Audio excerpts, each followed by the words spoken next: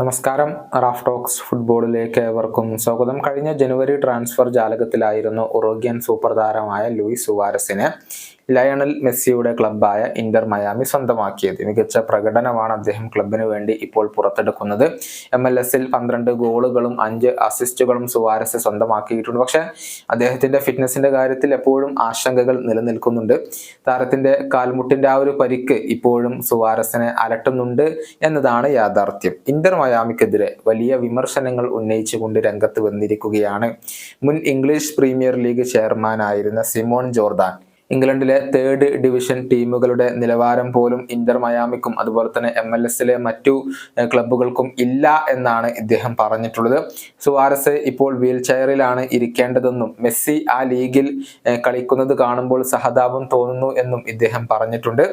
ജോർദാന്റെ വാക്കുകൾ ഇങ്ങനെയാണ്: മെസ്സി കളിക്കളത്തിൽ ഒരു അത്ഭുതമാണ്, പക്ഷെ ബാക്കിയുള്ളവർക്ക് മെസ്സിയിലേക്ക് പന്ത് എത്തിക്കാൻ കഴിയുന്നില്ല. കാരണം മെസ്സിയുടെ സഹതാരങ്ങൾ ആരും തന്നെ മികച്ച താരങ്ങൾ അല്ല. സുവാരസ് ഇനി വീൽ ചെയറിലാണ് ഇരിക്കേണ്ടത്. അമേരിക്കൻ ലീഗിന്റെ നിലവാരം, ഇംഗ്ലണ്ടിലെ 3rd ഡിവിഷൻ ലീഗിന്റെ നിലവാരം പോലും ഇല്ല.